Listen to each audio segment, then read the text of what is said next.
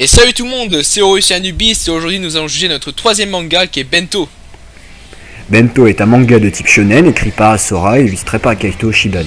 Pour l'histoire, c'est des gars qui se battent pour bouffer des bento à moitié prix. Dit comme ça donne pas envie, mais en réalité c'est pas mal, malgré le fait que l'histoire est assez what the fuck et pas très développée. Plusieurs camps se font face, les loups bagarreurs expérimentés respectant les règles, les chiens combattants inexpérimentés utilisant des tactiques méprisables, et les sangliers sont ceux qui vont à l'encontre des règles et qui vont harceler les dieux du moitié prix pour qu'ils posent étiquettes sans savoir à se battre. Les dieux du moitié prix sont ceux qui posent les étiquettes, marquées moitié prix sur les bento.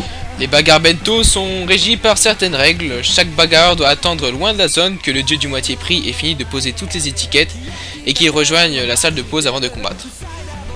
Une fois qu'ils ont réussi à attraper un bento, ils n'ont plus le droit de se faire attaquer ou d'attaquer. Si deux combattants posent leurs mains sur le bento, ils se battent entre eux jusqu'à ce que l'autre lâche le bento. Un combattant ne peut pas prendre deux bento car ce serait gourmand et ça gâcherait la victoire de quelqu'un d'autre. Les combattants n'ont pas le droit de renverser un bento car ce serait empêcher la victoire de quelqu'un.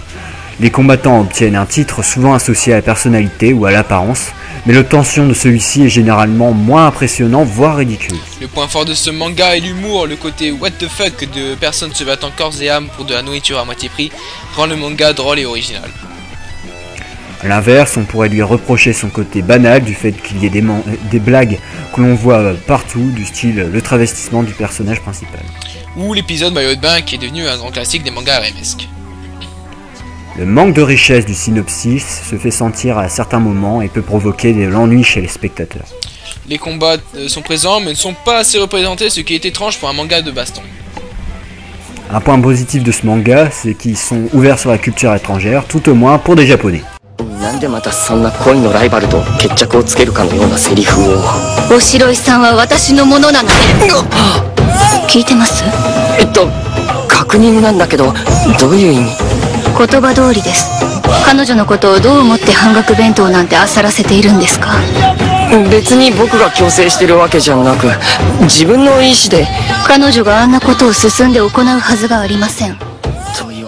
Et les musiques de combat sont plutôt badass.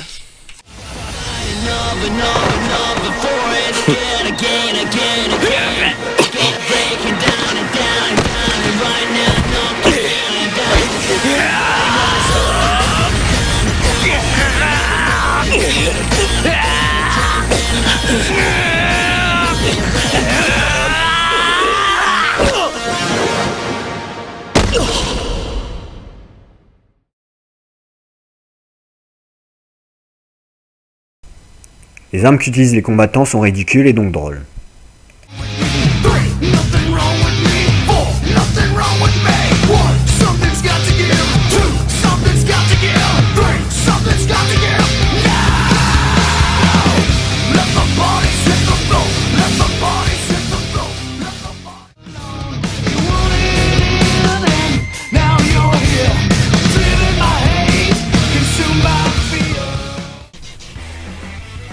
Les surnoms sont aussi drôles et pas épiques du tout, comme Barbichette, le moine, la brunette, dont on ne verra jamais les yeux, faute de budget.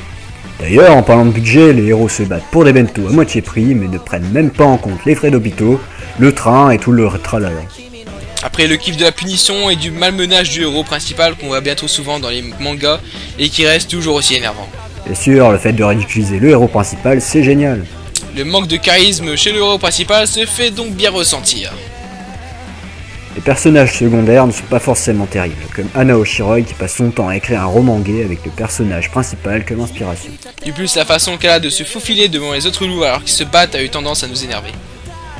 Elle n'est pas la seule à être chiante. Ume Shirame, qui passe son temps à battre les héros, est aussi bien chiante.